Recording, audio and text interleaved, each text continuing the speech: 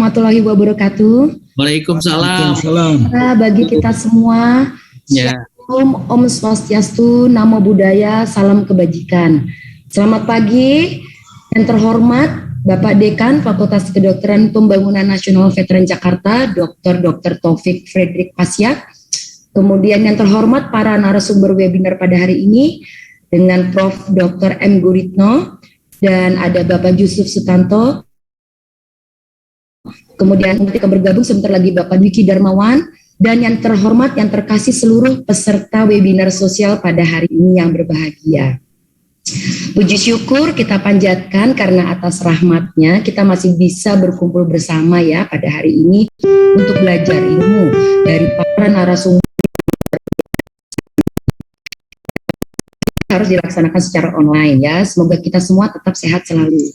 Nah, hadirin para peserta webinar yang berbahagia, acara hari ini merupakan acara webinar sosial seri yang kedua.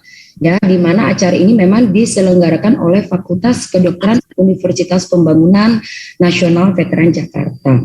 Webinar sosial pada hari ini mengangkat tema bernafas untuk kesehatan atau health improvement for breathing. Sepertinya ini memang tema yang sangat cocok ya, apalagi di masa pandemi.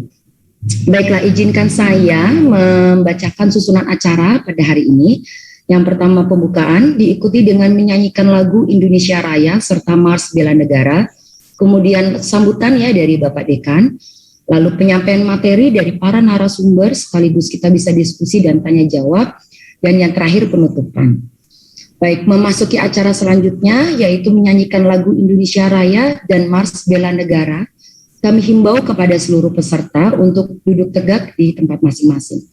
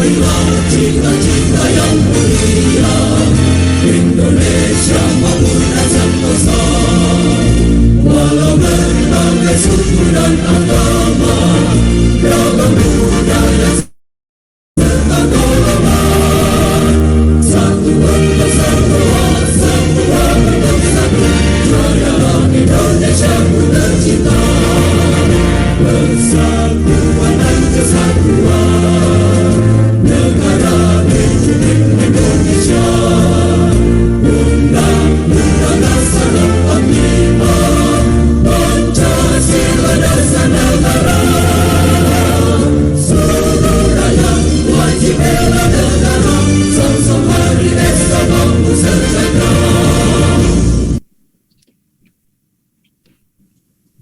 Baik, selanjutnya mari kita dengarkan sambutan yang akan disampaikan oleh Dr. Taufik Pasya selaku Dekan Fakultas Kedokteran Universitas Pembangunan Nasional Veteran Jakarta. Kepada Dr. Taufik disilahkan. Terima kasih, selamat pagi. Assalamualaikum warahmatullahi wabarakatuh. Waalaikumsalam. Waalaikumsalam. Prof. Guritno, Pak Yusuf, Kang Dwiki Darmawan, Dr. Eva Carolina yang saya hormati. Puji syukur kita panjatkan kehadirat Tuhan Yang Maha Kuasa. Pada pagi hari ini kita masih diberi kesempatan untuk bersilaturahmi meskipun melalui webinar saja online. Ini hal yang patut kita syukuri. Yang kedua, kita bersyukur bahwa kita masih diberi nafas pada hari ini. Begitu susahnya nafas dibutuhkan oleh saudara-saudara kita yang sakit, yang dirawat, bahkan pernah ada satu masa ketika oksigen itu diperebutkan, dijual. Kita baru menyadari bahwa betapa nafas itu satu hal yang sangat dibutuhkan. Mungkin manusia ini nanti sudah mengalami masalah baru menyadari betapa hal-hal yang nampak sepele tetapi kemudian ternyata sangat dibutuhkan. Saya ingin menyampaikan bahwa webinar sosial ini, kami namakan websos ini, webinar sosial adalah bentuk pengabdian daripada FKUPN yang rutin dilaksanakan 1 atau 2 bulan sekali. Dan itu 1 atau 2 bulan sekali melaksanakan webinar sosial yang lebih banyak ditujukan kepada masyarakat awam. Kita ingin membagi pengetahuan terkini di bidang kedokteran dengan harapan masyarakat awam itu kemudian bisa turut serta mengikuti. Karena bagi kami ilmu kedokteran itu harus betul-betul bisa dimanfaatkan oleh masyarakat awam. Makanya 1 sampai 2 bulan sekali kita melaksanakan webinar sosial ini dengan target utama adalah masyarakat awam, tetapi pembicaranya ini adalah kelas ilmuwan kelas dunia, bahkan ilmuwan yang ahli pada bidangnya. Yang lalu kita sudah membahas pada webinar pertama bulan Ramadan yang lalu, membahas tentang spiritualitas dan ritual-ritual puasa terkait dengan kesehatan. Ini yang kedua, webinar kita tentang bernafas. Saya menyampaikan terima kasih atas nama pimpinan fakultas kepada Prof. Guritno. Prof. Guritno ini adalah guru besar kami di Fakultas Kedokteran UPN. Kemudian Pak Yusuf Sutanto. Pak Yusuf Sutanto ini adalah guru saya di bidang Tai Chi, partner saya yang sudah cukup lama. Saya belajar tentang Tai Chi dan bagaimana bernafas yang baik dengan beliau. Beliau ini adalah contoh hidup sama dengan Prof. Guritno. Mereka adalah contoh hidup orang-orang yang sangat sehat pada usia-usia yang bagi orang lain itu sudah sepuh. Prof. Guritno itu di usia hampir 80, ini 70 lebih. Itu kecerdasan beliau masih prima, emosi masih terkendali, dan yang paling penting itu beliau ini menjadi penyemangat saya setiap hari sebagai dekan. Semangat beliau itu menular kepada saya sehingga bergairah sepanjang hari untuk memajukan Fakultas Kedokteran UPN. Begitu juga Pak Yusuf. Pak Yusuf ini hampir 80 tahun, tapi masih aktif membina Tai Chi di kelompok eksekutif. Saya 15 tahun lalu mengenal Pak Yusuf, belajar dari beliau, dan kita keliling ke mana-mana seluruh Indonesia untuk hal-hal yang sederhana dalam hidup ini. Tai Chi itu hal yang sangat sederhana, yang sangat simpel, tetapi penting bagi kemanusiaan. Apalagi kita hari ini, saya menyampaikan terima kasih khusus kepada Kang Dwiki Darmawan. Siapa yang tidak mengenal Dwiki Darmawan ini? Seorang komponis, seorang pianis, seorang pencipta lagu, dan memiliki tempat khusus musik, klub musik Al-Farabi. Istri beliau adalah seorang penyanyi yang sangat terkenal, Ita Purnamasari, istri daripada Kang Dwiki Darmawan. Dan untuk di musisi tanah air, saya kira Ita Purnamasari maupun Dwiki Darmawan ini adalah musikus, penyanyi, pianis, komposer yang sangat terkenal. Jadi sengaja kami mengundang 3 ini. Nanti Prof. Guritno akan keahlian beliau di bidang penyelaman, Pak Yusuf di bidang Tai Chi, dan Dwiki Darmawan di bidang atas nama Fakultas Kedokteran. Terima kasih banyak, mudah-mudahan kita bisa bertemu kembali dan acara ini akan sukses dengan lebih baik. Sekali lagi terima kasih banyak, dan dengan mengucap bismillah saya buka acara ini. Bismillahirrahmanirrahim. Terima kasih banyak. Assalamualaikum warahmatullahi wabarakatuh. Waalaikumsalam. Baik, terima kasih banyak kepada Dr. Taufik. Dan selanjutnya kita memasuki acara inti pada hari ini ya, yaitu penyampaian materi dan diskusi sekaligus nanti akan ada tanya jawab, di mana acara akan dipandu dengan Dr. Taufik selaku moderator. Kepada Dr. Taufik dipersilahkan. Oke, terima kasih Dr. Eva. Dr. Eva ini adalah staf kami yang merupakan salah seorang dokter ahli bidang penyakit dalam, sudah mengawal acara ini. Saya ini senang sekali untuk menjadi moderator acara ini karena mengawal guru-guru saya, orang-orang yang cukup terhormat, terbaik. Saya tidak ingin mengambil waktu Bapak Ibu Saudara. Setiap pembicara ini ada 3 pembicara akan bicara sekaligus dan diberi waktu selama 20 menit setiap peserta. Saya akan mengenalkan satu persatu pembicara seturut dengan waktu mereka untuk bicara. Yang pembicara pertama saya sebut dengan hormat adalah Profesor Dr. Guritno. Beliau adalah seorang guru besar di bidang hiperbarik dan subaquatic marine, dan beliau di Indonesia ini dikenal sebagai salah satu pakar hiperbarik dan menjadi rujukan ketika orang berbicara hiperbarik dalam skala internasional. Di FKUPN ini beliau yang mendirikan atau menyediakan bersama dengan universitas animal hiperbarik maupun human hiperbarik yang kita punya. Sedikit saya kabari kepada hadirin sekalian, Prof. Guritno ini adalah dokter lulusan Universitas Indonesia tahun 1978.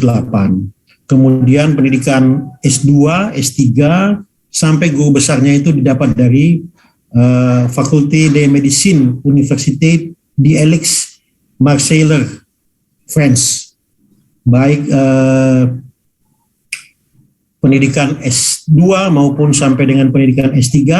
Sementara guru besar beliau mendapatkan atau didapatkan dari de Académie Nationale de Médecine Paris, France 2015. Beliau sendiri adalah seorang tentara ya, Angkatan Laut yang pernah memimpin lembaga kesehatan di Angkatan Laut, yang bermula beliau meniti karir sebagai Danton Yonif 6 Brigadir Infanteri 2 Marinir Jakarta, kemudian BKO Den Jala Mengkara, lalu kemudian Kepala Sub Departemen Hiperbarik Rumkital Dr. Minto Harjo Jakarta, lalu Direktur Sekolah Penyelaman dan Pasukan Katak TNI Angkatan Laut, Kobang Dikal Surabaya, lalu terakhir beliau menjabat sebagai Kepala Lembaga Kesehatan Kelautan TNI Angkatan Laut di Surabaya. Beliau juga ini pernah menjabat sebagai Wakil Rektor Universitas Hang Tuah Surabaya 2010 sampai 2012, kemudian tenaga ahli di Direktorat P2KL Kemenkes RI, dan kemudian beliau menjadi pendiri pembina Ikatan Dokter Hiperbarik Indonesia, dan sekarang beliau adalah Ketua Komite Etik di di Universitas Pembangunan Nasional Veteran Jakarta. Keahlian beliau itu tidak kita ragukan, dan pada pagi hari ini selama 20 menit beliau akan berbicara tentang secara awam saya ingin deskripsikan bagaimana sejatinya orang itu bernafas dengan penyelaman dengan atau kegiatan-kegiatan di kelautan atau hiperbarik. Saya persilakan Prof untuk menyampaikan materi selama 20 menit. Silakan Prof Guritno. Terima kasih Bapak Dekan, yang terhormat Bapak Dekan selaku moderator, Bapak Yusuf Sutanto dan Pak Duki Darmawan yang mungkin belum hadir dari sini ya. Assalamualaikum warahmatullahi wabarakatuh. Ya, salam sehat ya, dan para peserta webinar yang saya banggakan.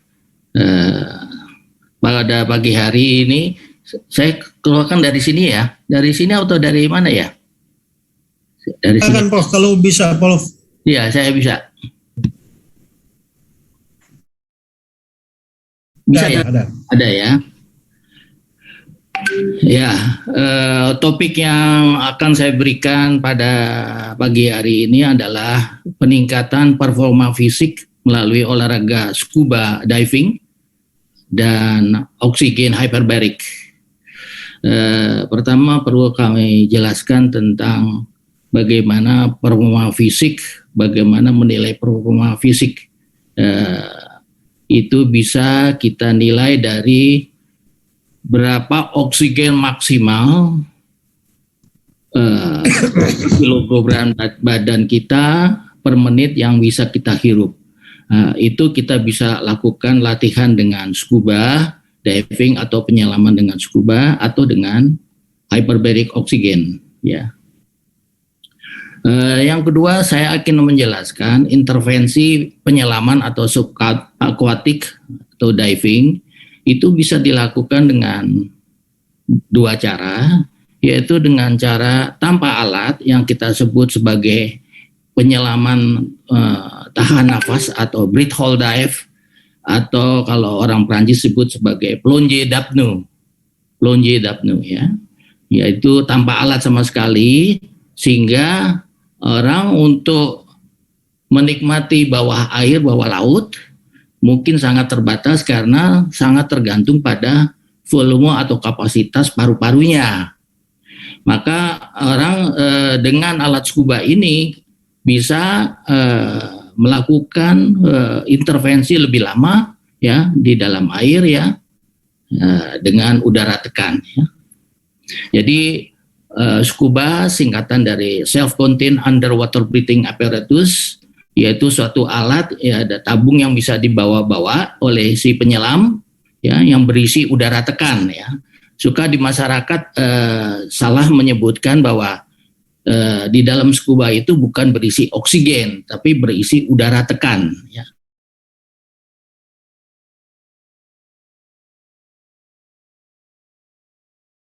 Jadi udara dari satu medical compressor sampai dengan tekanan 200 bar. Ya. Ya, dengan alat tersebut, dengan ketambahan regulator, ya, kemudian ketambahan mouthpiece, ya, tekanannya diturunkan mengikuti kedalaman dari si orang penyelam ya, melalui satu regulator yang disebut sebagai demand system ya. Jadi dia akan menghirup udara itu sesuai dengan kedalamannya ya. Kenapa scuba diving ini atau OHB ini saya beri contoh merupakan suatu latihan bagi kita untuk meningkatkan performa fisik, dalam arti konsumsi oksigen maksimal yang kita hirup itu menjadi lebih baik lagi ya. Nah, ini bisa saya jelaskan bahwa dengan kita melakukan intervensi dengan scuba diving ini, kita sebenarnya melakukan kerja fisik, artinya melatih otot-otot pernafasan kita di dalam air ya. Itu yang pertama. Yang kedua, kita akan terpapar dengan oksigen tekanan tinggi. Ya, seperti kita ketahui bahwa kalau oksigen di atmosfer normal ini kan sekitar 21%. Nah, kalau dimampatkan dia, maka dianya akan kita turun ke dalam kedalaman, maka tekanan parsial oksigen tersebut akan bertambah. Maaf, ada telepon nih. Masuk ke sini.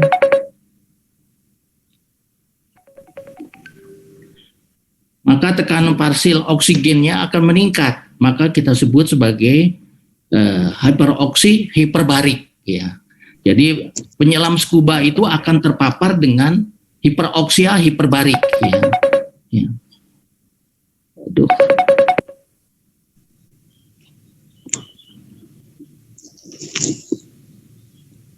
Saya ulangi lagi ya, akan terpapar dengan oksigen tekanan tinggi atau hiperoksia hiperbarik ya.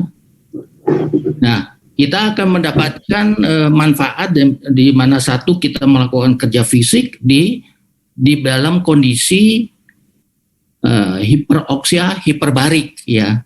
Jadi oksigennya lebih tinggi dari normal kita di atmosfer seperti sekarang ini ya. Kita melakukan kerja fisik. Banyak hal-hal yang dapat menguntungkan untuk kita melakukan aktivitas scuba diving ini. Pertama, otot-otot pernafasan kita akan terlatih, fisik kita akan terlatih, dan ada hal-hal lain yang membuat kita lebih sehat kembali. Karena apa? Karena tubuh kita terangsang untuk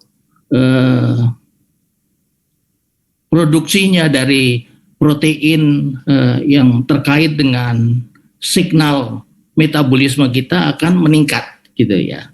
Seperti sirtuin 1, sirtuin 3 akan meningkat.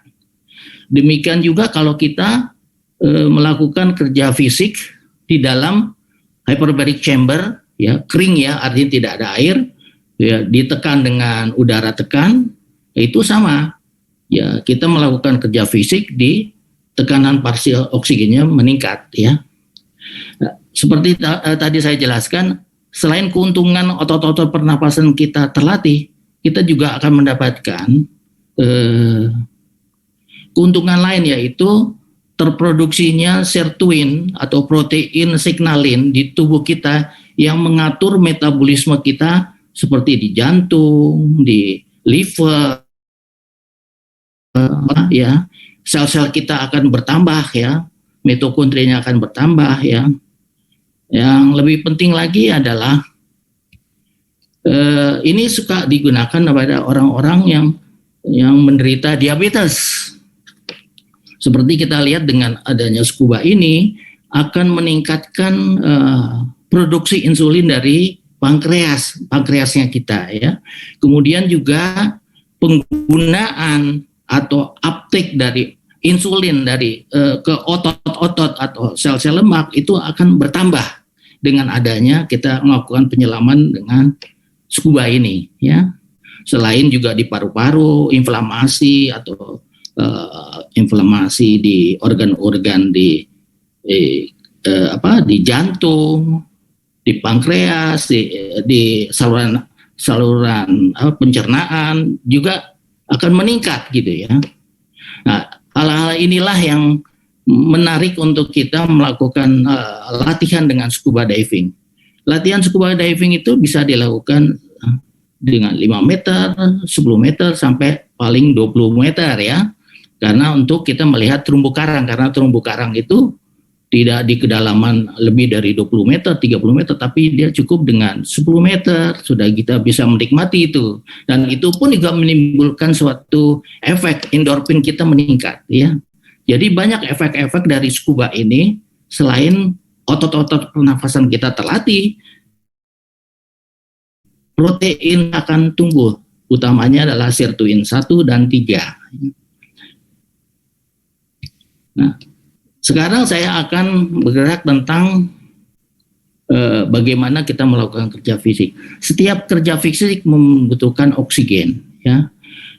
Kemudian sampai pada kita melakukan exercise dan kemudian kita recover hutang kita, oksigen yang kita gunakan itu yang kita sebut sebagai eliminasi lactate exit, ya. Nah, ini kita sebut sebagai EPOC ya. Untuk membayar itu, nah dengan adanya kita melakukan latihan di dalam scuba diving maupun di hyperbaric akan berkurang, lebih cepat kita kembali kepada kondisi kita yang fit ya, untuk mengembalikan kembali. Nah, ini bisa kita lihat dari kita melakukan satu pengetesan ya. Jadi seseorang kita tes di dalam hyperbaric, kita melakukan exercise ya, exercise.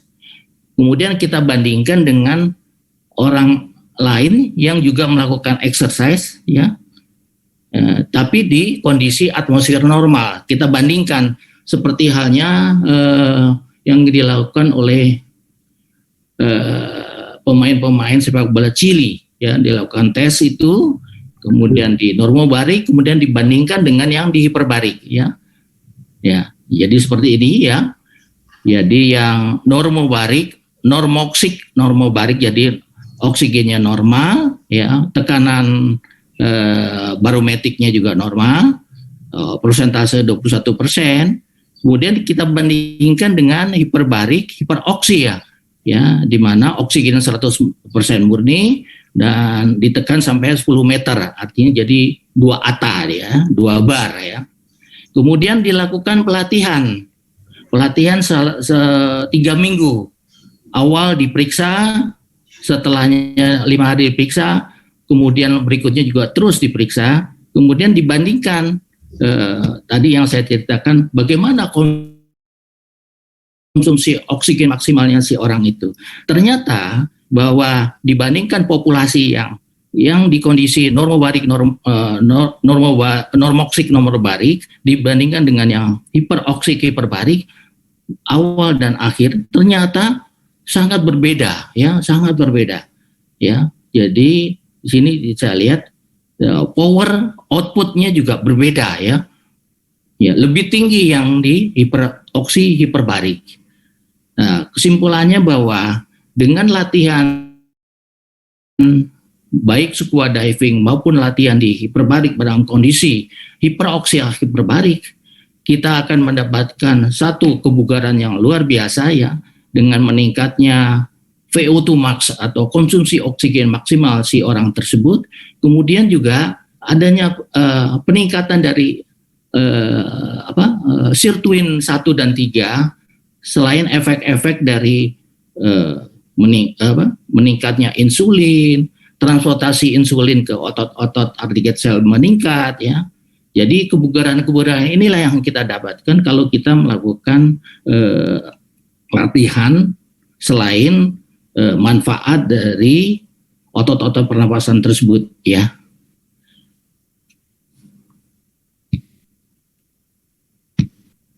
Mungkin itu saja yang bisa saya berikan. Mungkin kita dialog tentang pertanyaan-pertanyaan yang bisa saya jawab.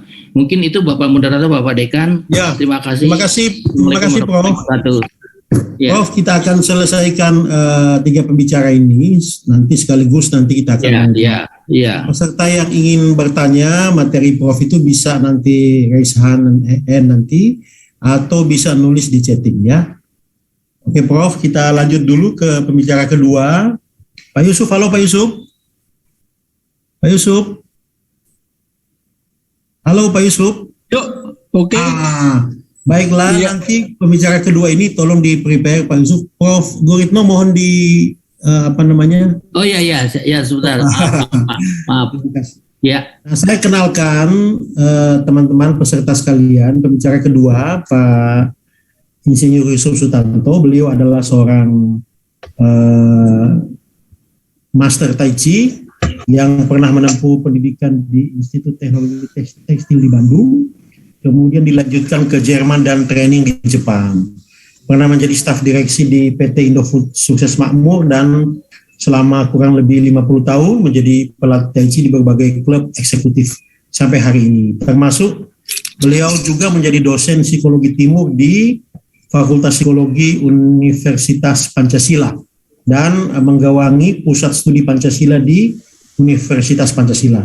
Banyak buku yang telah beliau editori yang berisi tentang berbagai pendekatan terhadap kesehatan, termasuk diantaranya dengan olahraga Tai Chi. Nah Pak Yusuf diberi waktu 20 menit pada saat ini untuk menyampaikan presentasi tentang Tai Chi atau tentang hal yang terkait dengan topik kita pada hari ini. Silakan Pak Yusuf. Oke, terima kasih Dr. Taufik Pasyak dan Profesor Guritno, lalu dan hadirin yang sekalian yang saya hormati. Jadi Tai Chi ini memang adalah sesuatu yang agak unik karena seolah-olah dianggap sebagai kok lambat, lular-kelulur, bisa dapat apa dari Tai Chi itu. Nah, unless you ngerti atau menjalani itu sendiri dan merasakan dampaknya, kalau diamatin dari luar, itu ya memang kok bisa begitu, orang bertanya-tanya toh. Nah dari situ saya mau melihat bahwa paper saya ini berjudul Medication and Motion itu. Jadi kalau kita buka secara di YouTube Tai Chi itu, jurnal-jurnal yang memberitakan penelitian Tai Chi itu sangat banyak. Ya, bahkan diterbitkan oleh Harvard Medical School. Dan saya juga sudah menulis Tai Chi itu sejak 1986. Ini di penerbit Sinar Harapan, berikutnya disambungkan di Kompas. Next, ya. Nah ini ya, Tai Chi juga, dan akhirnya menjalar kemana-mana, pertanian, leadership, gitu, Pancasila dan sebagainya. Terus next.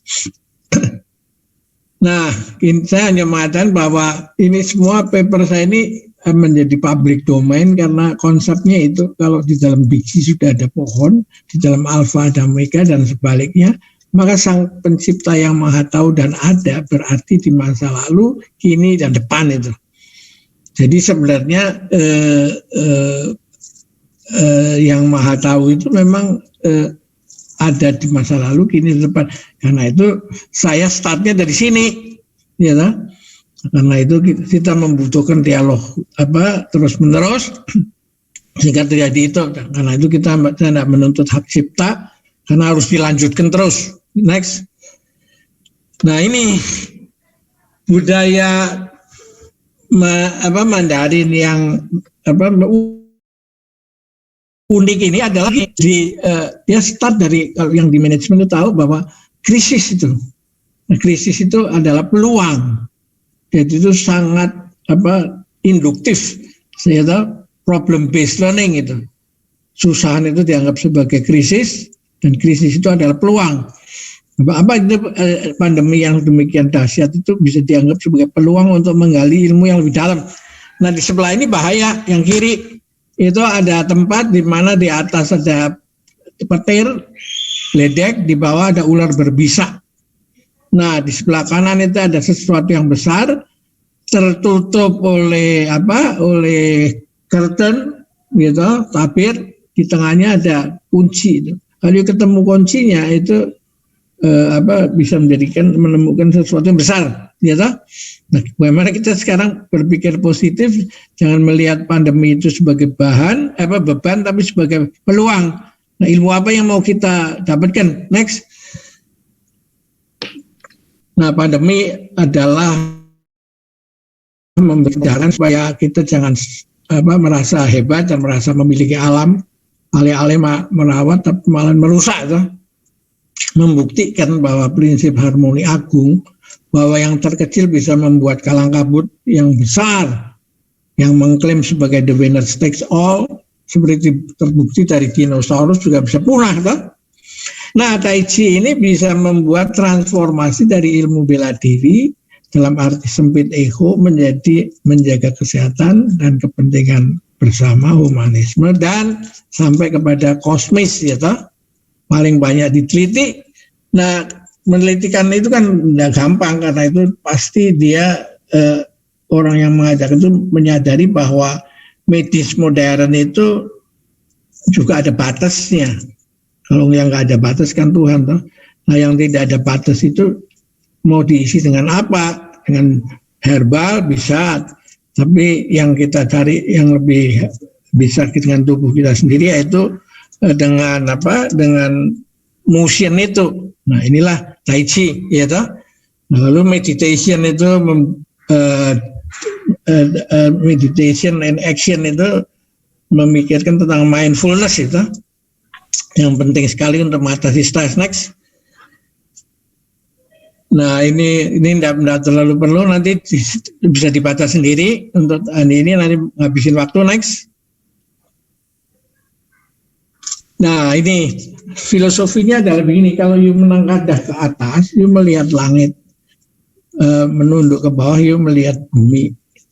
Di antaranya you melihat semua benda-benda, tanaman, dan manusia, binatang, termasuk vaksin, termasuk virus, vaksin virus, ya toh. Bakteri, ya toh. Jadi langit maha mengayomi, bumi maha mendukung tanpa pilih kasih.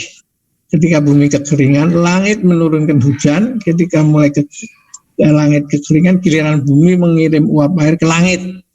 Setelah menjadi awan dan tiup angin sampai ke gunung, turun menjadi hujan. Dan yang masuk ke tanah menghidupi tanaman, yang ke danau, ke sungai itu menghidupi makhluk hidup, toh? Ya toh, matahari dan rembulan menyinari tanpa pilih kasih, karena itu disebut 3 tanpa ego. Next.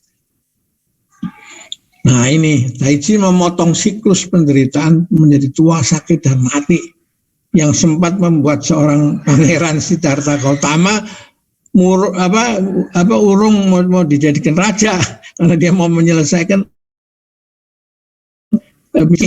manusia yang malang ini. Next. Nah, inilah solusinya lembut dan lentur, sahabat kehidupan, kaku dan keras, sahabat kematian. Dia harus skip ini.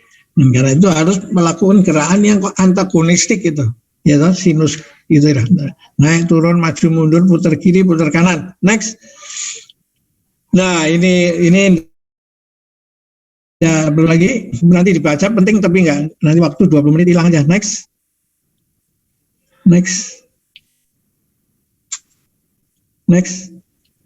Halo. Nah, ini ya,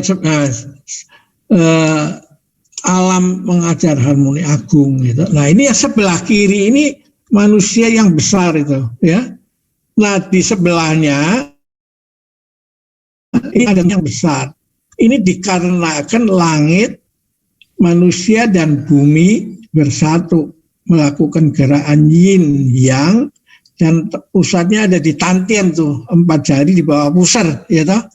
Nah, kalau ini terjadi, maka terjadilah ketahanan semesta itu. Pakai Q ya, di 8 penjuru angin ini ya. Langit, manusia, bumi bersatu, itu membuat ini. Nah, Q ini yang masuk ke Tantien itu. Next. Nah, jadi karena itu konsepnya adalah harmoni itu adalah bukan gotong royong, itu bukan seperti membangun rumah, tetangga membangun rumah kita bawa bantuan apa-apa, tapi saling menghidupi dan membatasi itu ya, 5 unsur itu ya, logam kayu, logam, api, air, tanah ya. Next. Nah, sekarang sambil jalan ini saya akan tunjukkan pernapasan ini dari apa? Napasnya itu ketika perutnya napas masuk, perutnya dikembangkan ke sini, masuk sampai belly ini, sampai Tantien ini, ya. Ketika keluar, ya, dia dari belly itu terus naik, ya paru-paru, tapi paru-paru yang sudah condong mengembang ke bawah. Nah, ini dari hidung ya toh, ya. Nah, ini penting sekali karena dari gerakan Tai Chi itu pernapasannya menjadi penting. Jadi karena itu kalau tanya orang berlatih Tai Chi, ditanya dulu napasnya gimana. Ya toh? Kalau banyak yang nggak dijelaskan ya pokoknya ikutin aja, pelan aja. Bukan begitu, nanti saya tunjukin sambil duduk ya. Next. Nah ini, kalau tubuh di bagian atas lentur dan di sini ini rasa nih ya, lurus mengikuti suara hati. Kalau ini kayak orang mencangkul, jadi Tai Chi tidak seperti angkat besi, lari-lari atau melatih ini, tapi yang dilatih ini. Ya toh? Nah supaya latih ini bagian tubuh bagian atas ini harus lentur seperti pohon willow tree. Dalam cerita silat itu Yang Liu itu selalu jatuh ke bawah itu, ya toh? Karena itu dia tidak pernah masuk musim gugur, terus hidup terus. Next. Nah ini kalau itu terjadi, maka si yang berkumpul di sini akan mengalir ke 12 meridian itu, ya toh? Dan lalu menyehatkan kita, menimbulkan nah kalau nanti itu napasnya itu ditarik melalui punggung, itu tulang punggung ke belakang, dari belakang terus berakumulasi di mana, di ubun-ubun, lalu diturunkan pelan-pelan terus berputar terus begitu, ya toh? Itu napasnya Tai Chi. Next. Nah itu ini bagus tapi skip, maju lagi, nanti saya mau tunjukkan sambil duduk ya. Next. Nah mengalir seperti air, gerakannya harus sambung menyambung tanpa putus, satu bergerak yang lain bergerak, satu diam yang lain diam. Akhir dari satu gerakan merupakan awal dari gerakan berikutnya.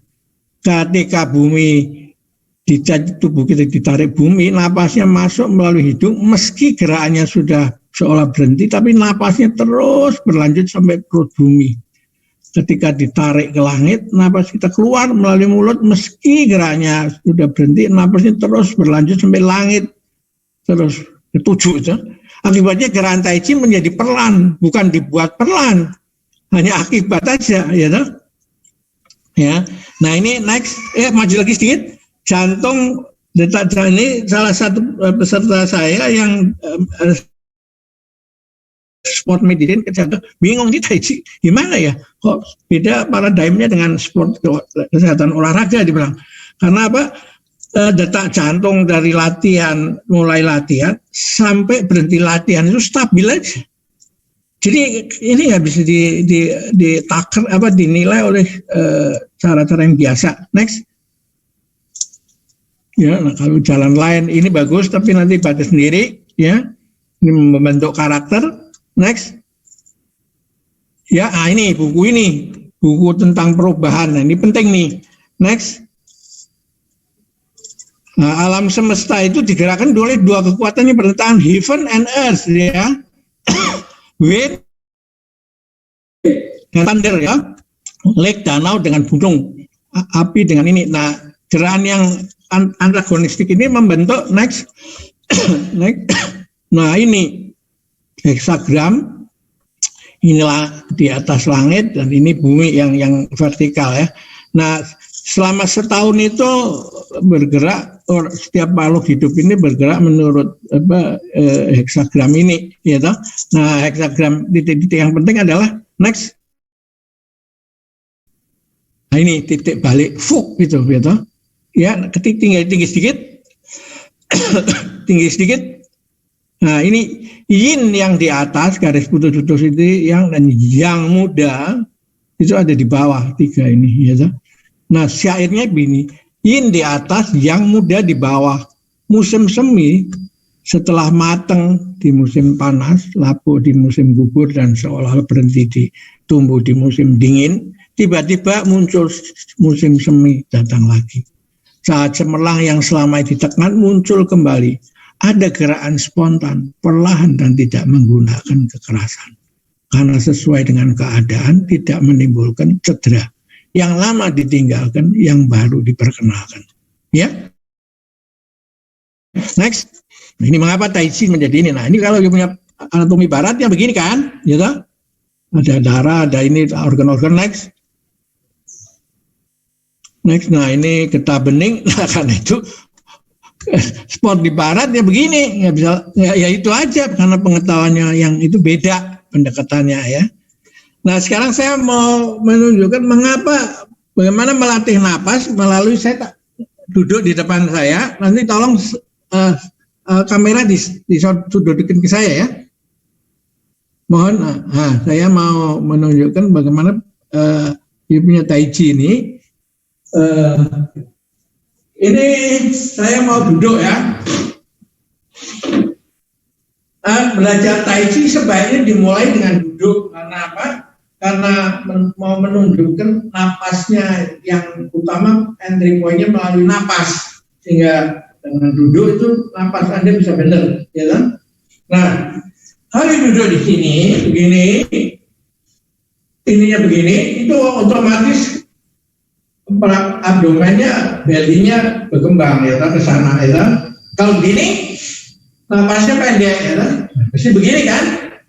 Nah kalau begini napasnya gimana? Kalau mau masuk ke napas dengan posisi begini, maka masuknya nggak bisa melalui hidung, nggak cukup, mesti melalui nggak bisa melalui mulut, melalui hidung. Nah ini belly-nya bisa. Nah, kalau keluar melalui mulut otomatis, ya kan? Apalagi kalau mulutnya dimanyunkan, itu paru-parunya dilatih, ya kan? Apalagi kalau lidahnya diangkat ke atas, ini nggak bisa keluar lagi hidungnya dikunci, mesti melalui mulut, ya kan? Nah, latihan Tai Chi ini harus keep di sini, pundaknya turun, kepalanya naik, ya kan? Nah, idenya adalah apa? Kita startnya dari mana? tetapi seolah kita masih bayi di dalam kandungan ibu. Ya, nah ketika lahir nangis keluar, itu saat bayi itu di paru-paru terus sampai sehabisnya itu yang disebut sampai ke perut bumi, lalu keluar otomatis melalui mulut, ya, terus masuk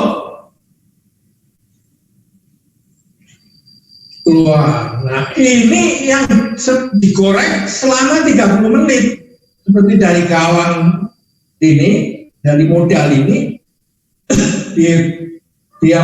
digoreng selama 30 menit, nggak putus-putus, ya kan? Awal dari akhir dari suatu gerakan merupakan awal dari gerakan berikutnya, terus gitu ya. Jadi ini yang beda dengan sport yang angkat besi, sepeda statik, apa segala macam itu. Di sini bedanya.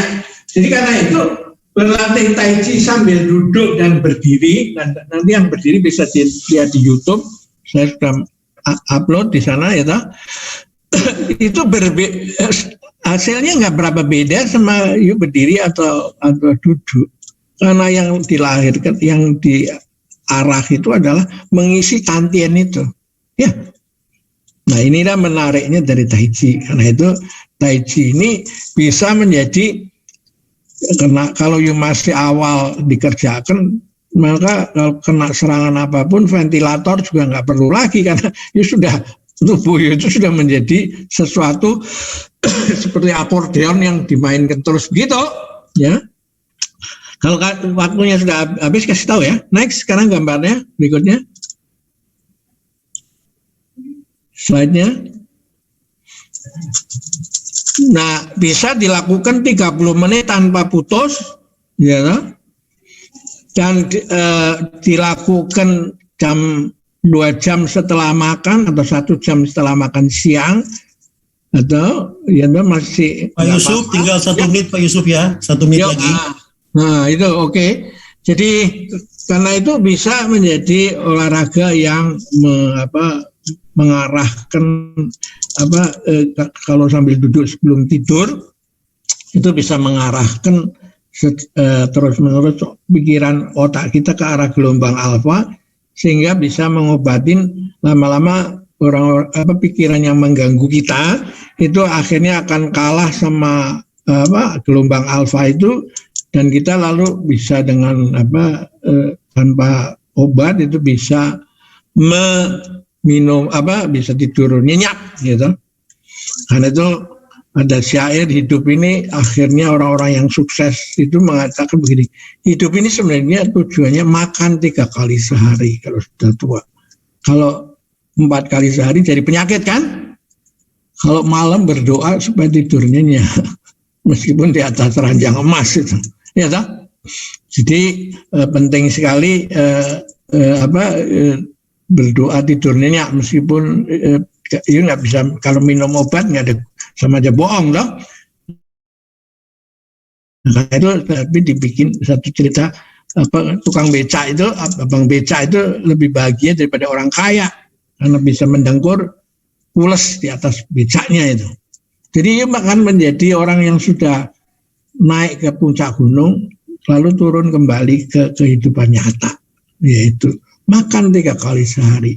Kalau malam berdoa supaya tidurnya nyenyak. Itu yang bisa oleh orang-orang yang sukses. Setelah tahu artinya sukses, ya begitu. Ya, saya rasa itu dulu lah. Nanti kita lanjut. Makasih Pak Yusuf. Makasih Pak Yusuf. Kita mau masuk ke pembicara ketiga, Kang Dwiki. Cuman ini sinyalnya tiba-tiba terputus ini. Sudah tersambung tadi, cuman mungkin satu dan lain hal. Jawab dulu ya, Pak Yusuf, Prof. Guritno. Mungkin saya memulai dengan mendahului pertanyaan daripada peserta. Saya memulai dulu dengan untuk Prof. Guritno. Ini kan Prof, kita itu nafas normal itu kan per menit itu antara 12 sampai 20 lah, 12 sampai 18 kali pas dalam situasi normal di satu situasi. Tapi pada kondisi tertentu nafas kita itu bisa lebih cepat bahkan lebih cepat bahkan lebih lambat. Misalnya oleh satu gangguan pernafasan seperti kita derita pada hari ini dengan COVID ini. Prof, kira-kira kalau menurut pengalaman Prof. Guritno menghadapi gangguan pernafasan yang kita alami, tidak mesti itu COVID, tapi gangguan pernafasan yang disebabkan oleh gangguan dalam saluran nafas, apa yang bisa kita lakukan jika itu kita harus menggunakan laut misalnya atau penyelaman? Seperti apa yang bisa kita lakukan untuk mungkin di satu sisi memperbaiki, menguatkan kemampuan bernafas kita, atau kemudian efek kuratif? Gimana Prof? Kira-kira? Iya. Terima kasih Bapak Dekan. Jadi filosofi dari olahraga selam maupun hyperbarik atau subakuatik atau hiperbarik itu adalah bagaimana manusia dilatih terpapar dengan kondisi yang ekstrem dari yang atmosfer normal dia hidup, sehingga tubuh kita itu membentuk suatu adaptatif ya, terhadap kondisi tersebut. Antara lain manfaatnya adalah kalau kita menyelam berarti media yang kita hirup itu kan lebih densitasnya lebih pekat ya. Karena tekanan parsial gas-gasnya itu kan makin tinggi, ya sehingga kerapatannya makin padat ya. Kita dilatih itu sehingga kondisi adaptatif dari manusianya untuk terlatih dalam keadaan kondisi yang di mana dianya harus membutuhkan otot ekstra pernafasannya ya. Itu yang pertama. Yang kedua, adaptatif itulah kondisi yang ekstrim itulah yang menimbulkan yang positifnya ya. Positifnya seperti metabolisme kita lebih baik ya dengan dihasilkannya beberapa protein ya untuk sebagai signalin untuk metabolisme tersebut. Kemudian VO2 max-nya kita juga menaik ya. Karena apa? Kita terlatih dengan menghirup yang lebih pekat ya. Kerapatannya lebih tinggi ya. Sehingga VO2 max yang powernya kita akan naik ya. Itu mungkin jawabannya Bapak Dekan. Selanjutnya Prof, ini mungkin pertanyaan awam ya. Untuk penderita post-COVID gimana ya? Bisa nggak kita dia belajar menyelam atau belajar yang ringan-ringan di air gitu Prof? Misalnya dia sudah pernah menderita COVID, ada gangguan nafas, gimana Prof itu? Iya. Untuk penderita COVID yang sudah jelas dalam masa penyembuhannya, lebih baik kita melakukan satu pemeriksaan kesehatan ya. Kita biasanya periksa fisiologi pernafasannya, kita periksa ya. Force volume, expiratory volume 1 second-nya, force volume capacity-nya, sehingga boleh nggak dia untuk terpapar di air, karena risikonya kalau di air itu tenggelam kan ya. Jadi upayanya ada lain ya, kita kondisikan di dalam hiperbarik kan di dalam satu ruangan tekanan ya. Disitulah kita latihan fisik ya.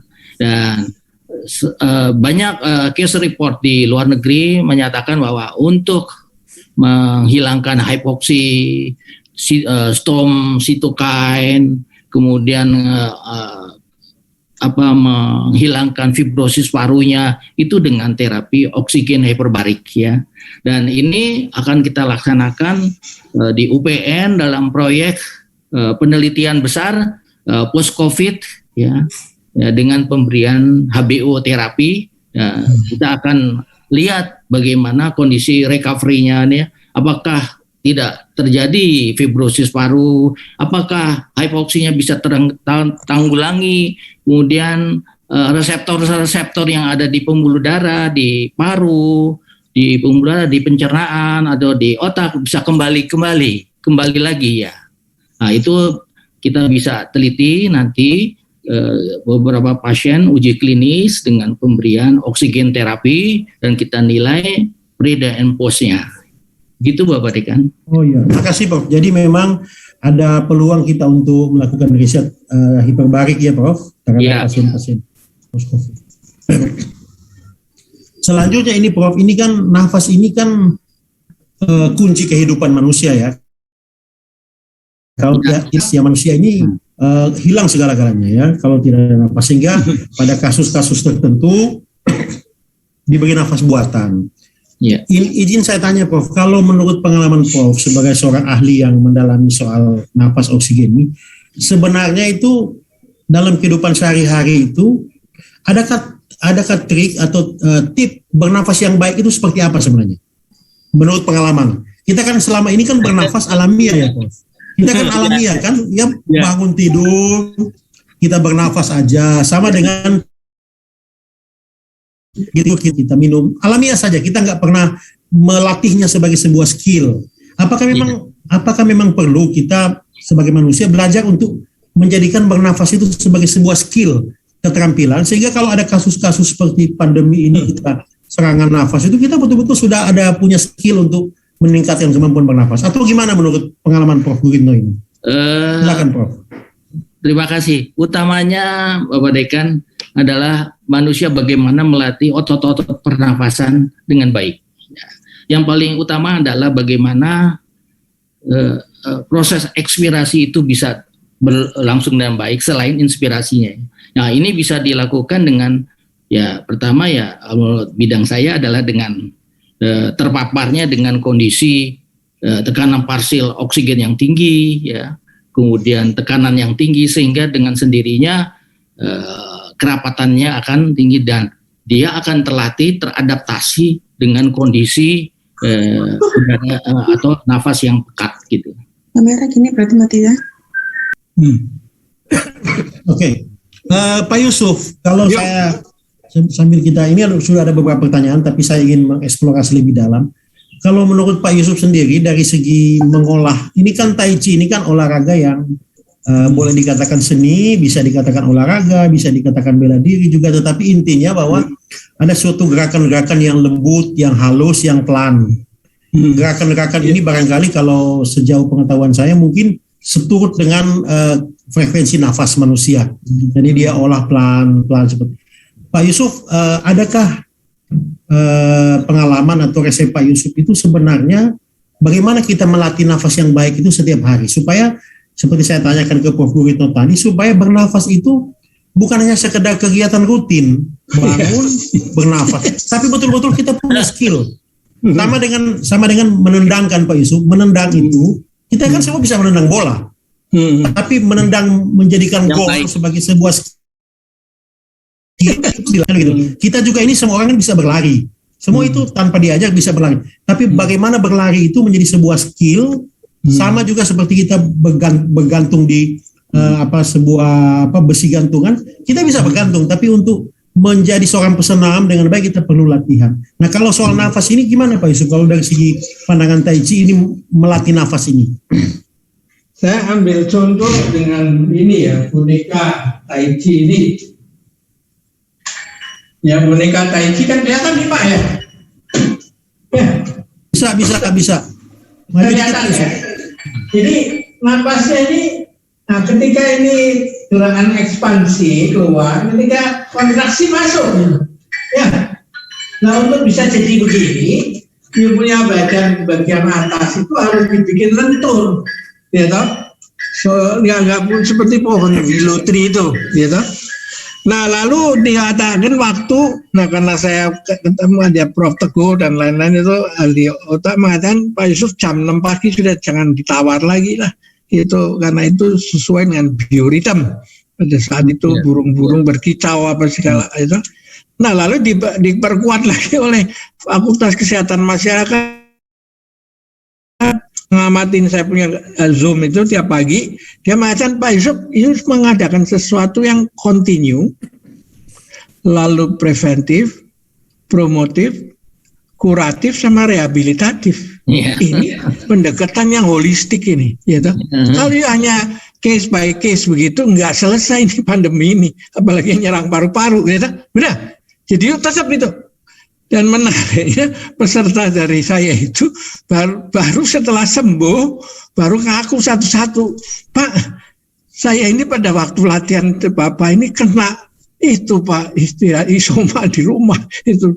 Nah lalu napas yang begini seperti bayi itu lahir lalu dikembangkan terus nggak putus-putus, itu lalu menjadi inspirasi mereka tuh, itu ya, jadi itu. Dan satu lagi yang berapa bulan lalu udah datang ke dokter, dia kena jantung koroner dan sudah 100% tertutup itu.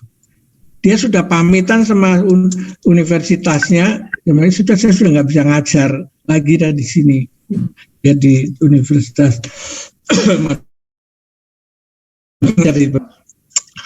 Lalu dia datang ke saya, Pak Yusuf, saya akan udah dedicated, nggak ada cara lain, saya akan coba latihan ke Bapak, dan kalau sampai selesai saya akan jadi salah satu yang akan aktif menjadi semacam kesaksian.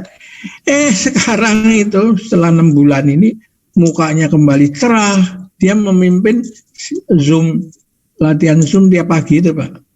Jadi ini semua sudah terjadi dengan sendirinya, dan itu munculnya belakangan setelah dia berlatih gitu, dengan buat itu. Jadi ini menarik sekali. Dan lalu gerakannya itu, Pak, selalu berapa meter diperlukan. Ini menarik ya. Bagaimana orang tank shopping itu membuat kesehatan kesehatan preventif gitu, dan sekaligus kuratif. Dia bilang begini, Wang Ti itu, bapaknya TCM itu sudah ribuan tahun lalu mati dan rumahnya jauh. Hippocrates sama aja. Yang dekat dan terjangkau adalah makan. Dapur kamu itu bikin masakan yang bagus sama pelataran kamu, karena di situ bisa olahraga. Jadi itu dia mengembangkan dengan kata-kata begitu aja. Nah, berapa yang diperlukan? 1 langkah ke depan, 1 langkah ke belakang, kiri kanan. Nggak usah main tenis, nggak usah main sepak bola, lari-lari yang jauh-jauh. Itu aja. Kalau dikerjakan pada jam 6 pagi gitu, lalu continue setiap hari, dia akan masuk di dalam desain itu, yaitu detik ini lebih baik dari 1 detik kemarin, dan lebih baik daripada hari ini itu. Jadi ini satu sikap yang nanti bisa kembangkan ke arah bukan hanya kesehatan aja, tapi sebagai etos kerja itu. Ya, hari ini. Pak Yusuf. Ya. Kalau menurut Tai Chi sendiri dari ilmu yang Pak Yusuf pelajari, posisi tubuh itu pada saat kita bernafas itu bagusnya seperti apa? Nah, dalam pengertian saya itu mau melatih ya, seperti apa bagusnya? Karena kan orang itu macam-macam posisi tubuhnya, ada yang membungkuk, ada yang tegak, ada yang telentang dan sebagainya. Bagusnya seperti apa, Pak Yusuf? Kalau kita bicara posisi tubuh untuk keterampilan bernafas ini. Nah, banyak orang langsung ngajar, atau saya dulu belajarnya ya langsung gerakan itu. Padahal setelah saya pengalaman hampir 40 tahun itu, Tai Chi itu lebih bagus dimulai dengan ngerti dulu duduk itu, napas kita supaya tahu posisi pinggangnya bagaimana, belly-nya bagaimana, kenapa masih masuk melalui hidung, keluar melalui mulut, itu clear dulu. Nah, setelah itu baru gerakan, Pak. Saya kasih tunjukkan, nanti bisa dikonfirm lagi di YouTube. Begini. You start dengan 0 dulu di sini, titik 0 ya. Nah, ini dari pinggir begini, punggung kura-kura, pundak turun, kepala naik, hingga dada yuk betul-betul ini diluntri itu. Nah, ini napasnya masuk nih di dalam ya, jadi keluar, ya, ini masuk. Nah, kalau ini sudah kebiasaan begini, yuk bisa mulai dengan tangan. Dan standing step, gitu. Tangannya bisa tangannya sampai ke sini, seperti ini. Nah, mindset you harus berpikir bahwa you sedang menggerakkan satu energi dari tungging mulai sampai ke mana berakumulasi di ubur-ubur, lalu turun pelan-pelan. Jadi selama 30 menit itu ini nggak ganti-ganti napas. Karena pelatih Tai Chi nggak boleh stop, diulang lagi, ya kan? Ini salah, hantam aja. Nanti gurunya akan kasih tahu kenapa salah, ya kan? Nah setelah itu dia boleh bergerak maju. Yang yin. Bolak-balik begini. Ya. Setelah itu dia bisa putar begini. Masuk lagi. Terus. Ya. Ini vertikal, ini horizontal. Ya. Nah, ini bisa ke bawah, masuk. Ini keluar. Ini bisa keluar lagi, ini bisa masuk. Nah ini bisa putarnya 180 derajat. Ini bisa putarnya 270 derajat. Jadi semua sendi-sendi ini apa digerakkan. Nah kalau setelah itu ini berpelan-pelan, yang masih muda jangan yang sudah umur karena kalau osteoporosis repot. Ini bisa berputar 360 derajat. Begini, ya lah. Jadi begitu Pak. Napas, pikiran, semua jadi satu kesatuan. Makasih Pak Yusuf. Makasih Pak Yusuf. Untuk ada ini sebelum saya mau nanya ke Prof. Guritno, ada satu pertanyaan untuk Pak Yusuf ini mengenai nafas diafragma, nafas pernafasan bayi tadi ya. Bagaimana itu caranya supaya pada saat kita inspirasi mengambil nafas itu kemudian kan perut dikembungkan. Nah, bagaimana caranya supaya kita mudah melakukan ini? Karena ini termasuk satu hal yang sulit kan. Ini pernafasan bayi ya Pak Yusuf. Ya. Bayi kan seperti ini bernafasnya ya, bernafas perut. Bagaimana melatihnya ini Pak Yusuf? Ya itu makanya jangan buru-buru latihan berdiri dulu karena nanti konfus kemana-mana. Duduk dan posisinya dibikin begini dulu Pak. Ya, ini kalau begini, kita itu tidak usah diceramahkan, ini langsung dipraktekin. Kalau gini, nafas kan bisa kembang lebih luas, kan leluasa, no? Kalau ditanya sama muridnya, kalau nafas begini gimana? Ya ini cuma tidak aja kan, mau kasih ventilator apapun, kalau posisi ini nggak benar ya ventilator nggak bisa terlalu banyak kan. Nah ini dulu. Nah setelah itu ini dilemeskan jatuh. Ini kepalanya di lonjok ke langit ya kan. Nah kalau sudah begini ya masuk pasti dan nggak bisa melalui hidung lagi dia coba aja sendiri. Oh ya bisa Pak kalau begini nggak bisa masuk kalau begini kan. Nah betul kalau kita dikeluarin gimana ya. Ini dulu Pak, baru dikasih tangan, gitu Pak. Jadi lalu setelah itu diajarin pelan-pelan sambil berdiri supaya bisa joinnya ikut kemana-mana kan? Ya, Makasih Pak Yusuf. Makasih. Simple. Iya, izin Prof. Guritno masih stay. Ya. Prof. Guritno, ada pertanyaan ini di chat room ini dan di WA saya. Itu bagaimana itu terapi oksigen sehari-hari itu? Ada orang menggunakan oksigen terapi untuk kebutuhan hari-hari di rumah. Bagaimana itu, Prof? Maksudnya tekanan 1 atmosfer atau gimana? Ini pertanyaannya dia hanya apa ya? Dia ingin mencari tahu tentang ada penggunaan terapi oksigen yang menggunakan oksigen murni untuk dia yang cepat nafas pendek dan sebagainya. Gimana itu, Prof? Di kondisi di ini atmosfer normal ya. Normal Prof. Nah, berarti fraksi oksigennya yang 100% ya, atau di atas 90%. Oksigen murni ya, murni. Ya, murni ya. Yang maksudnya manfaatnya. Bagaimana penggunaan sehari-hari itu, Prof? Apa itu bisa digunakan secara mandiri atau perlu dengan resep dokter atau?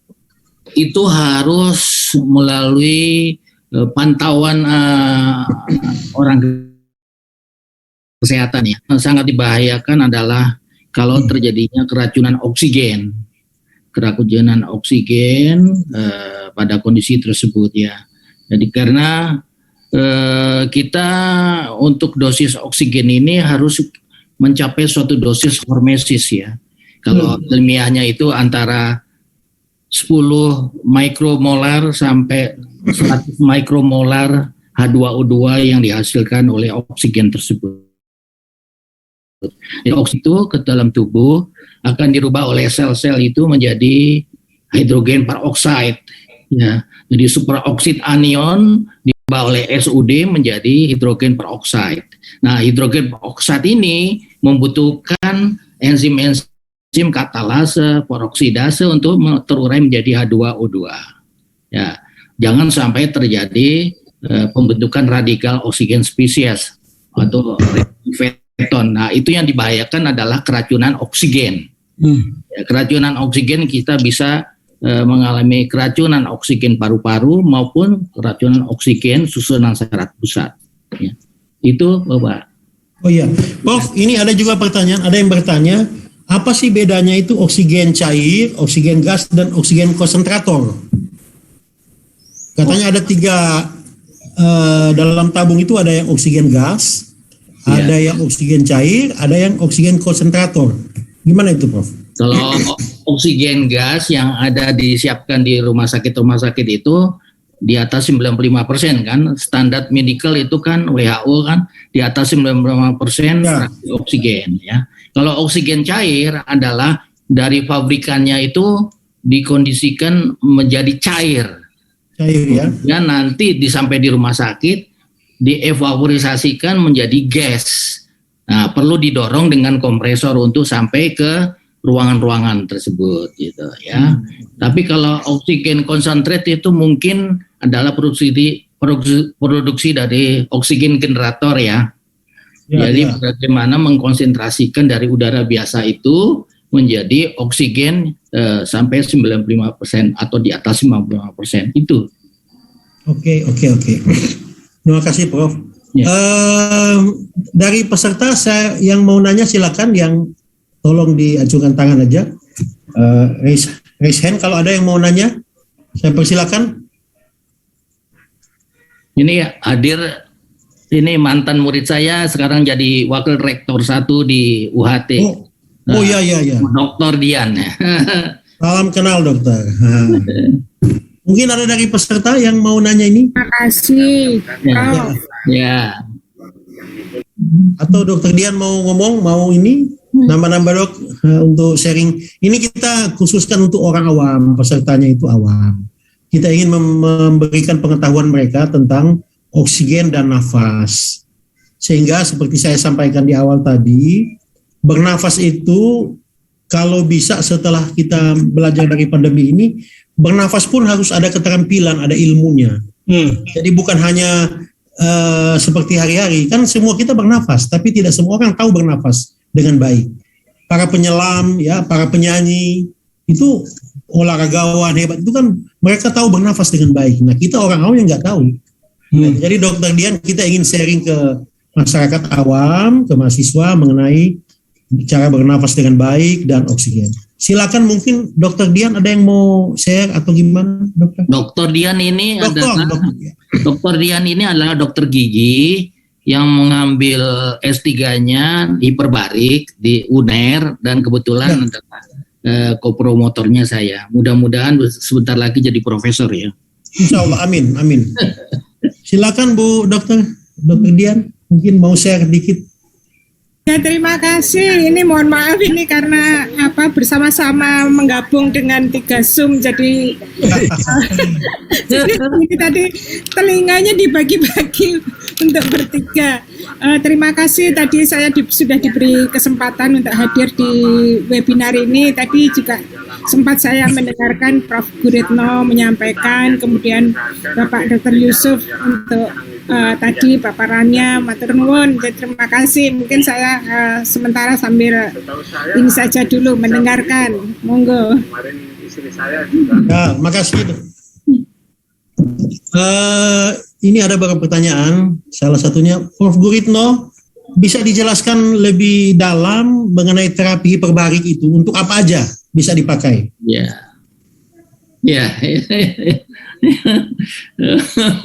Ini satu SKS nih. Kan kita di UPN yang punya ini. Mudah-mudahan mereka tahu dan mereka jadi terapi oksigen hiperbarik. Sekarang saya jelaskan apa sih sebenarnya terapi oksigen hiperbarik itu. Terapi oksigen hiperbarik adalah suatu terapi dalam ilmu kedokteran yang bersifat sistemik ya. Artinya bernafas dengan oksigen 100%, artinya di atas 95 sampai 98-99% itu dengan kondisi di atas 1 atmosfer. Nah, itu definisinya oksigen hiperbarik. Nah, oksigen hiperbarik ini tubuh kita akan merubah oksigen yang masuk itu menjadi superoxide anion. Nah, superoxide anion ini berbahaya bagi tubuh kita. Tubuh kita beradaptasi mengeluarkan enzim yang disebut SOD yang merubah superoxide anion tadi radikal oksigen spesies tersebut menjadi H2O2, hidrogen peroksida. H2O2 hidrogen peroksida ini penting untuk menstimulus protein-protein signalin sel sehingga dia bisa bekerja merangsang inti sel untuk menghasilkan protein antioksidan internal di dalam sel-sel kita sendiri. Nah, itu pada intinya begitu.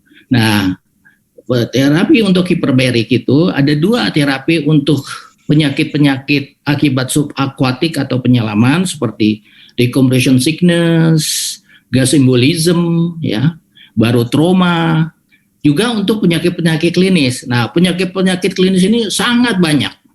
Ya, konsensus di Eropa dari hasil evidence based medicine yang dikumpulkan dari center-center hiperbarik di seluruh dunia disimpulkan ada terstandar indikasi terapi apa saja penyakit-penyakit klinis, seperti contohnya saya ambil contoh seperti carbon monoxide intoxication, kemudian seperti diabetik ya, baik diabetic foot, kemudian tentang kasus-kasus ortopedi atau repercussion injury, kemudian crash injury, semua kasus-kasus ortopedi, stroke, kemudian sangat banyak ya, sangat banyak. Di mana intinya adalah di mana harus terjadi perbaikan, di mana perlu masuknya oksigen, ya, healing process. Untuk meningkatkan radioterapi pada kasus-kasus kanker atau untuk perbaikan dari sel-sel tubuh mendapatkan kemoterapi dan lain-lainnya banyak ya, tuli mendadak, sehingga saya sulit mencari penyakit apa saja yang tidak bisa diterapi dengan oksigen. Sangat sulit. Jadi sepertinya oksigen hyperbaric terapi ini mencari penyakit apa yang dari terapi, bukan mencari obatnya. Ya, itu dia. Iya. Filosofinya begitu. Paham, Prof. Jadi memang kalau kita belajar filosofi atau filosofi dan fisiologi tubuh manusia, kan semua organ tubuh itu akan bergerak kalau ada energi yang datangnya dari oksigen. Iya. Jadi memang ketersediaan oksigen itu akan menjadi salah satu syarat tubuh itu akan berfungsi dengan baik. Sehingga kekurangan oksigen itu akan cukup mengganggu. Akibatnya kalau pemberian hiperbarik atau penambahan oksigen yang lebih dari biasanya pada satu ruangan hiperbarik, ini nanti akan berimplikasi positif terhadap tubuh. Ya. Kalau lihat penjelasan gitu ya, Prof. Ya. Ini ada yang nanya ini, Prof. Hanya kita harus tahu dosis-dosis pada penyakit-penyakit tertentu itu intervalnya antara 10 mikromolar H2O2 sampai dengan 100 mikromolar. Sehingga dosis hormesis ini yang harus kita cari, baik pada uji klinik, pada pra-uji klinik di in vitro, hewan coba, baru kita cobakan kepada manusia. Ini ada pertanyaan, Prof. Ini kan kita sehari-hari itu diminta untuk bisa dapat oksigen dengan baik secara maksimal ya. Terus sekarang ini kita pakai masker. Akibatnya kan konsumsi oksigen itu akan berkurang karena ada masker. Gimana itu, Prof, menjelaskannya? Apa kita perlu tambahan oksigen atau gimana, Prof? Saya belum meneliti berapa defisit oksigen kalau kita memakai masker. Nah, namun kita harus berpikir antara manfaat dan risiko. Jadi di suatu situasi di mana kita risikonya tinggi, kita harus memakai masker. Di mana risikonya itu rendah, kita harus membuka masker. Jadi perhitunganlah kita dalam menggunakan masker tersebut. Mau tidak mau kita akan berkurang intake dari oksigen yang masuk, kemudian CO2 yang keluar juga akan tertahan juga, ya. Nah, ini perlu dipikirkan terjadinya hiperkapnia, ya, pada pemakai masker. Tapi kita harus pikirkan antara manfaat dan risiko menggunakan masker tersebut. Yang ini, Prof, itu teknik apa? Proning, apa itu ya, Prof? Ini apa, telungkup ya? Telungkup ya. Apakah itu, ini ada pertanyaan, apakah itu bisa betul-betul memperbaiki kadar oksigen untuk mereka yang kekurangan oksigen seperti pada penderita COVID? Telungkup gimana maksudnya? Saya baca ya. Tidur tengkurap. Tengkurap ya, tengkurap. Itu dianjurkan kita tidur tuh tengkurap. Ya. Karena apa? Posisi kita mengembangnya paru-paru itu lebih luas dibandingkan kita terlentang. Nah, makanya kalau sunnah Rasul itu agak sedikit oblik ya, sedikit miring ya. Miring ke kiri ya. Miring ya. Gitu. Jadi memang benar itu, positioningnya adalah tengkurap lebih baik pada penderita COVID ya. Karena membutuhkan pengembangan paru-paru lebih dari yang normal dibandingkan dengan terlentang. Kalau orang normal gimana, Prof? Proning bisa ya? Bisa. Bisa sebagai latihan ya? Ya, bisa. Mohon izin, Prof. Dr. Taufik, kebetulan saya ada pertanyaan menarik, dan ini tentunya teman-teman para peserta webinar harus tahu, kebetulan karena saya sedang merawat pasien COVID yang hamil, ini pertanyaannya sangat terkait dengan itu. Boleh saya sharekan, Prof? Ya, sebentar Dr. Eva. Setelah kita bahas ini, udah saya lihat pertanyaannya. Oh iya. Setelah itu nanti kita akan bahas ini. Ya, kita mau clear dulu supaya orang paham tentang oksigen, bernafas. Setelah itu kita akan masuk ke penyakit. Setelah fisiologisnya paham, kita akan masuk ke penyakit. Ya, supaya betul-betul memiliki pengetahuan yang cukup mendalam. Jadi, Prof, untuk kasus-kasus tertentu pada COVID misalnya, proning itu sangat disarankan ya, Prof, direkomendasi ya? Iya, betul. Tengkurap gini ya, tidur gini ya, tengkurap ya. Tengkurap. Nah, ya. Kebalikannya saya mau bertanya dengan Pak Yusuf nih, Pak Yusuf. Ya. Kalau orang bertanding lari speed ya, anaerobic powernya dikeluarkan ya. Speed 50 meter atau 100 meter. Sampai di finish, pelari-pelarinya itu akan recovery ya dengan rukuh seperti orang itu secara biologi, secara lahiriah, atau memang itu yang mengenakan. Karena kalau sampai di finish kan selalu dia meruku kan, gitu, sambil bernafas panjang gitu ya. Iya. Ya, itu sebenarnya ya memberi kesempatan sebenarnya relaksasi aja ya. Jadi seperti kita ngos-ngosan tahu pesawat terbang terlambat, tapi setelah sampai ke sana ya lalu di delay, tenang aja cepat ya begitu. Ya, tapi karena posisinya dia itu tidak dalam posisi seperti Tai Chi itu, relaksasinya itu dibiarkan secara natural ya. Memang agak beda ya toh. Karena kita sudah terbiasa dengan napas yang begitu sampai ke abdominal. Nah, itu ya disebut center, sehingga seperti boneka tadi itu kita kembali ke titik nol lagi. Ya. Boneka tadi yang bisa digoreng-goreng itu adalah titik fisik sama titik napas itu menjadi satu, di situ berempit ya, sehingga kita bisa lebih cepat tenang. Begitu Tai Chi punya cara pandang. Ya, kita sering itu melihat kejuaraan Olimpiade 50 meter, 100 meter yang menggunakan anaerobic powernya. Jadi di mana kurangnya masuk oksigen atau tidak bernafasnya dia sedang waktu lari, ya, sehingga defisit itu dibayar dia dalam recovery itu dalam posisi terungkup gitu ya. dia.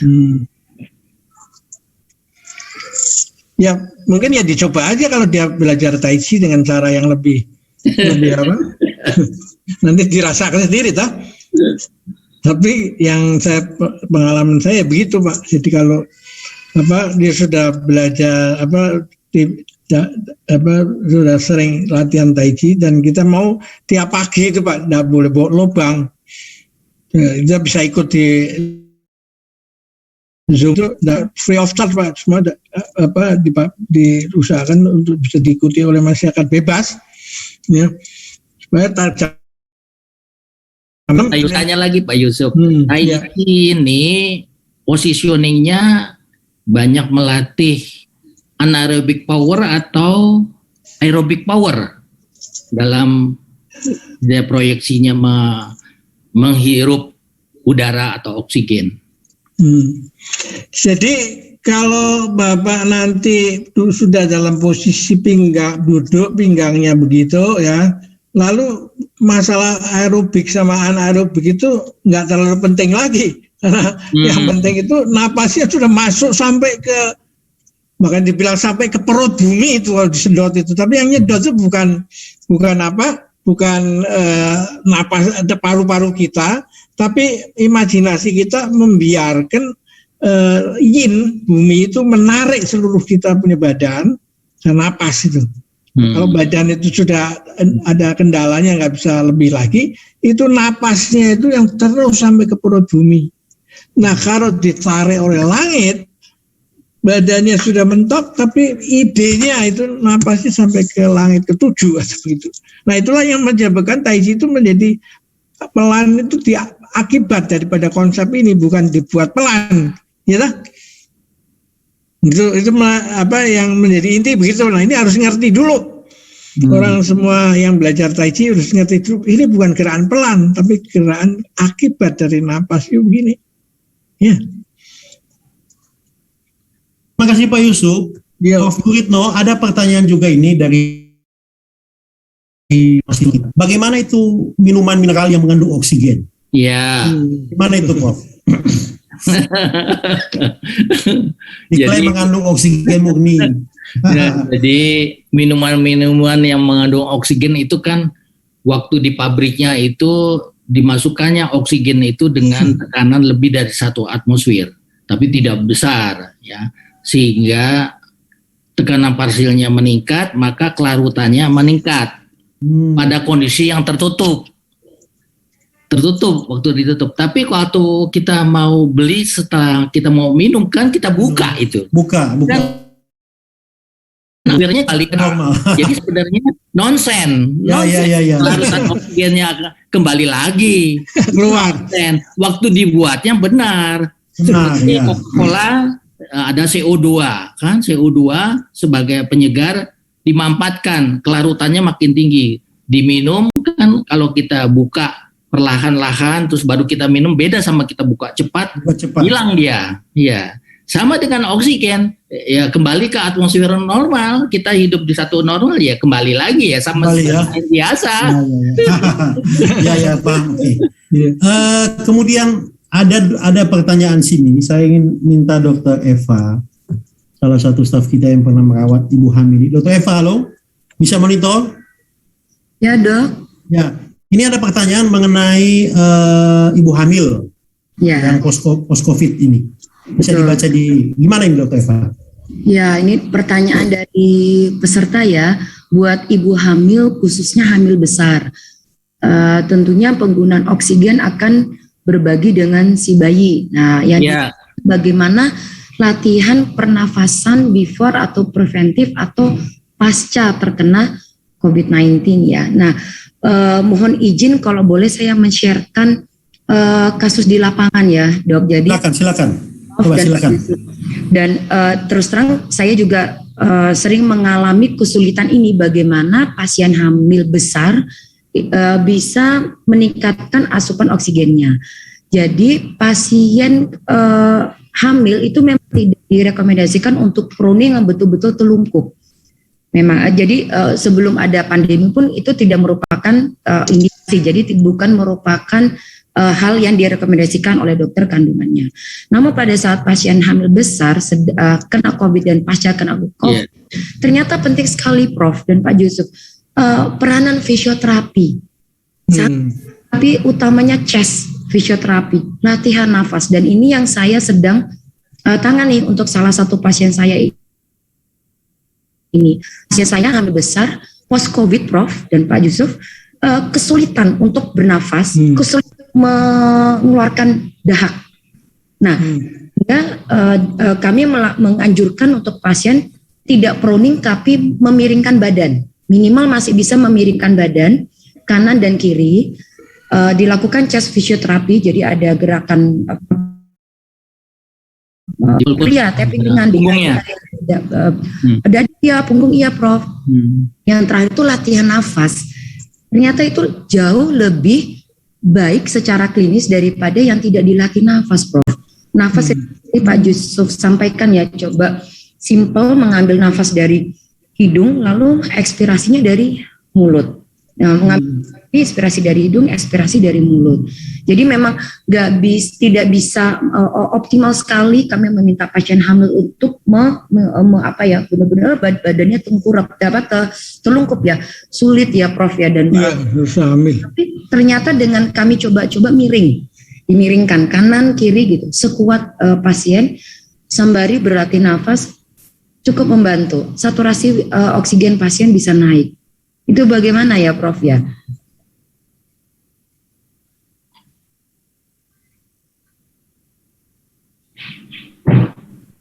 Pertanyaannya Kak? Iya, untuk meningkatkan asupan oksigennya, memiringkan badan. Tadi udah benar ya, dengan cara miringkan kiri ke kanan, kemudian dilakukan tepuk-tepuk ya istilahnya ya, tepuk-tepuk ya. Namun bila ada indikasinya di atas 1 trimester ya di trimester pertama, pemberian oksigen terapi itu, hyperbaric oksigen terapi itu bisa dianjurkan untuk janinnya ya, untuk janinnya. Asal dia sudah melebihi trimester pertama. Itu tidak ada kontraindikasi untuk bayinya ya. Apalagi kalau dia mengalami seperti plasenta letak rendah, berat bayi rendah, ada indikasi tersebut, hyperbaric oksigen terapi sangat membantu dalam terapi tersebut.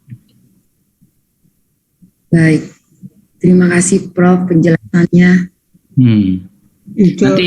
Nanti bisa kita coba, karena ini waktu itu waktu kepala rumah sakit di Minto Harjo, saya coba bukan pada orang lain, pada anak kami, mantu kami, ya. Setelah trimester pertama tidak ada keluhan apa-apa, cuman untuk terapi untuk sehat-sehatan aja. Saya treatment 3 kali oksigen terapi.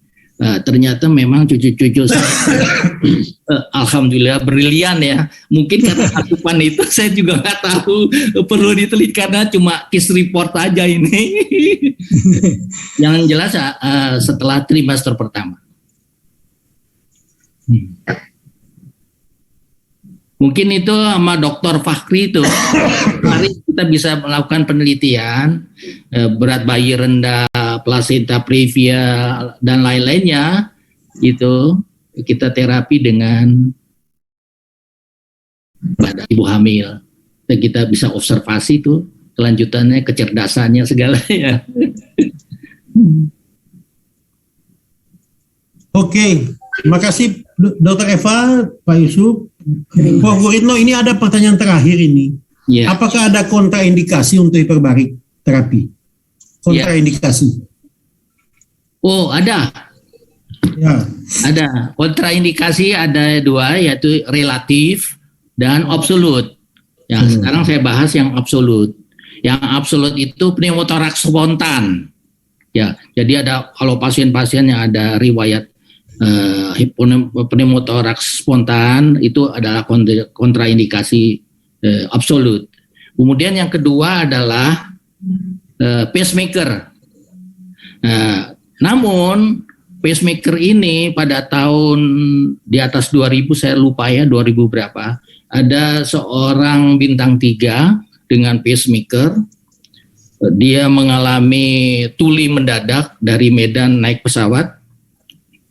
Kemudian saya terapi 1 kali, langsung sembuh tuli mendadaknya dan pacemakernya tidak rusak. Jadi saya kesimpulan bahwa pacemaker di atas generasi tahun 2000 ke atas itu lebih baik ya. Nah, jadi kontraindikasi absolutnya itu bisa berubah ya. Jadi relatif dia. Kemudian yang ketiga, kontraindikasi absolut lainnya adalah pasien-pasien yang menerima kemoterapi.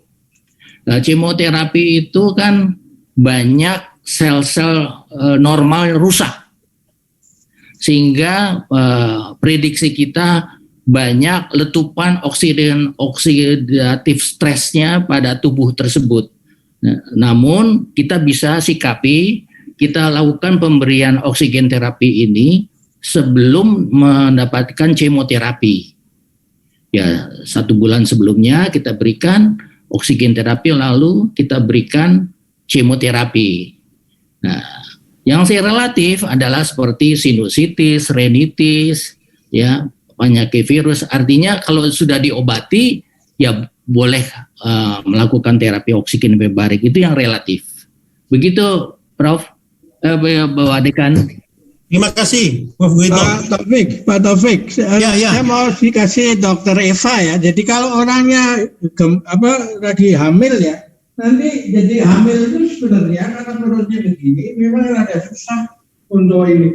Nanti kalau sudah ini napasnya betul, lalu dia bisa mulai menggerakkan ini aja. Ini sudah bisa masuk, ini bisa keluar. Kalau dia bisa ini bisa ke sini, masuk, keluar, ya. Nah, bisa lagi malahan ini yang biasanya pemula selalu nggak sampai, yaitu setelah ini masuk, saya suruh masuk lagi, saya masuk lagi, baru keluar, ya. Jadi gradual sambil duduk, bisa nggak usah disuruh tengkurap atau miring. Itu yang saya ingin jelaskan, bahwa nanti dia bisa variasi sendiri sambil berdiri di pinggir ranjang atau duduk, as long as dia bisa, itu bisa dimainkan ini, ya. Baik. Jadi nanti bisa napasnya bisa lebih dalam. Ya, terima kasih Pak Yusuf. Terima kasih. Prof. Guritno, Pak Yusuf, terima kasih banyak ini. Kayaknya Pak Dwiki Darmawan ini mengabari ke saya ada kondisi emergensi, jadi beliau minta maaf mungkin nggak bisa ikut nyambung, sudah berusaha. Prof. Guritno, terima kasih banyak waktunya. Ya. Prof. Guritno, mudah-mudahan ini Pak Yusuf, saya dapat amanah nih, dapat salam dari putra saya, Dr. Faisal. Oh, Faisal. Nah, itu putra saya yang kedua. Katanya sama Pak Yusuf katanya. Iya. Nah, mungkin bisa diajak juga dia bicara di sini Pak itu siapa Bapak Dekan untuk sesi yang berikutnya. Ya, sesi berikut kita bicara tentang. Iya. Pak Yusuf, terima kasih banyak ya. Siap, terima kasih banyak atas waktu dan saya kembalikan ke Dr. Eva. Terima kasih. Assalamualaikum warahmatullahi wabarakatuh. Waalaikumsalam. Terima kasih banyak atas materinya, amat sangat bermanfaat, termasuk saya sendiri sebagai seorang klinisi mendengarkan materi hari ini, udah nggak sabar nih Prof sama Pak Yusuf untuk aplikasi ke pasien-pasien saya, karena ini sangat aplikatif Prof Yusuf ya. Saya yakin para peserta juga mendapatkan banyak ilmu ya Prof. Pak Yusuf serta Dr. Taufik. Baik, demikianlah acara pada hari ini. Kami dari panitia memohon maaf kepada seluruh peserta atas segala kekurangan. Kami juga mengucapkan banyak terima kasih kepada Prof. Guritno, Ya, terima kasih kembali. Dr. Taufik sebagai dekan menyempatkan. Iya, terima kasih banyak. Semoga kita semua sehat selalu. Ya. Terima kasih ya. Apresiasi juga kepada Bapak Dekan tentang webinar ini ya. Appreciated sekali untuk masyarakat umum, menggerakkan pengetahuan umum. Ya. Jadi bravo untuk FK ya. Oh, ini kegiatan 2 bulanan, insya Allah 2 bulan depan juga kita. Iya, oke. Makasih. Baik, terima kasih. Terima kasih. Yo. Ya. Assalamualaikum. Assalamualaikum warahmatullahi wabarakatuh. Terima kasih banyak. Terima kasih. Terima kasih semuanya. Assalamualaikum.